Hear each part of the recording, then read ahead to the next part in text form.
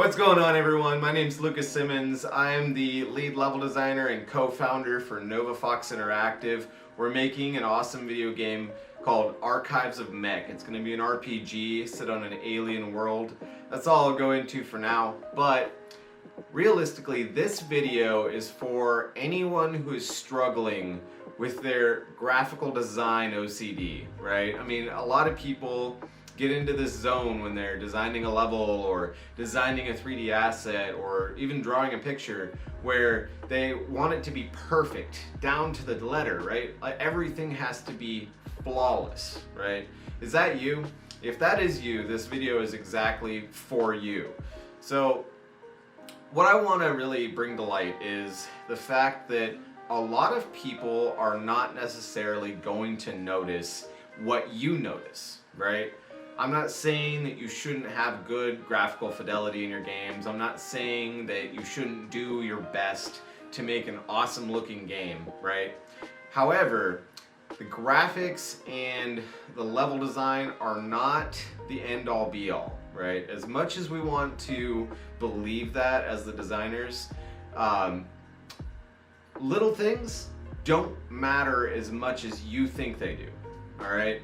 I got stuck in that a lot when I was first designing Archives of Mech. I was really going into the fine details, making sure every blade of grass was in the right spot and everything was perfect. All the textures were like 4K, you know, ultra. You could go all the way in and look at it from as close as you could get as a player and it would look great, right? And then I started running into some problems, of course, if you know anything about level design. If you optimize too much, your game's gonna slow down a lot and it's gonna be just this gigantic file at the end of the day that no system can run, right? I mean, if everything's in 8K, it looks freaking fantastic, right? But most systems aren't gonna be able to run an 8K open world game. Let's just face it, right? Unreal Engine 5's doing some crazy stuff with Nanite, so who knows, that might be a thing someday. But for now, we have to be really cognizant of what we put into the games, what level of textures we put into the games, and what level of detail that we really want out of a game, right? Because at the end of the day, detailed environments are only a small part of game design, right? They're really important because, you know, that's what you see, right? But they're not as important as gameplay. They're not as important as story, right? They all work together. But in my opinion, if you have a graphically impressive game that's boring, it's still going to be a boring game, right? I mean, it might be fun to look around for a little while, maybe, you know, ooh and ah at all the cool sights, but if that's all your game is, then it doesn't really matter at the end of the day, right? They'll get a couple hours of enjoyment looking at their environment and then move on. Alright guys, so let me get to the point. This video is really to show you what a AAA title from 10 years ago, one of my favorite games by the way, what they messed up on. What, from a graphical standpoint, from a level design standpoint, I think they could have done a ton better. However, it didn't matter, right? It doesn't matter. People still play the game, people still mod the game 10 years later. And if you're in the gaming community and you love RPGs, you probably know what game I'm talking about, Skyrim, right? Skyrim is a fantastic game. They have a lot of really good graphics. They are, you know, they have just massive open world and, you know, dozens and dozens of different textures and characters and things going on within the game, right? However, they did make some level design mistakes because of the constraints, right? Now, I don't even know if they were mistakes necessarily. They were just, they knew what I'm telling you is true. People aren't gonna necessarily care as much as you might think about their graphics. If it looks good from afar, then it's probably a good thing. It's probably fine. If it looks good while you're running through, slaying Draugr, or fighting different enemies, right? It's gonna be fine. Alright guys, so that being said, let's get into some things that Skyrim does that is just a sin for the graphical design world. Alright guys, so this is what I'm talking about. So Skyrim has these little rocks literally everywhere, right? Everywhere they want a little bit of rock detail, they stick them there. So again, another thing, look, the rock textures are exactly the same almost throughout the entire game, which is kind of crazy to me. So another thing I wanted to mention, okay, look at this ice and the water. It's exactly the same ripple, exactly the same current. But it doesn't really matter because, I mean, you didn't really notice that, did you, when you played through the game? I sure didn't the first time I ever played. I didn't even notice the little rocks. If you look out, look at all those repeating textures. If you're a level designer, you know exactly what I'm talking about. There's little grid patterns, essentially, of the same exact texture, just repeated over and over everywhere. These rocks here, they're literally just sitting inside of the level. That tree, I don't even know. It didn't even look like bark when you were up close, right? Now, I want to reiterate, I'm not shitting on Skyrim, right? I think Skyrim is a fantastic game, and it's just, it highlights really well what I'm talking about. That's why I'm using it as an example, right? The base game highlights perfectly what I'm talking about in this video and what you should really, like, not worry about as much, right? Don't worry about everything being flawless. If you have a good game, you have a good game. People aren't going to notice that your water has perfectly straight edges and corners, right, when it's meeting up with the land. They're not going to notice those corners. They're not going to notice that your water and your land meeting up do not make sense. It just would not happen in real life, right? I mean, there's a literal 45-degree angle right there. So this is what I'm really talking about, though. I mean, I'm really talking about all of these little things. Look, a completely flat branch, right? Two-dimensional branch. All these little things, they add up in your mind, right? They add up and you think, okay, oh my god, you know, that doesn't look right. I have to change that. I have to perfect that. It cannot stay that way, right?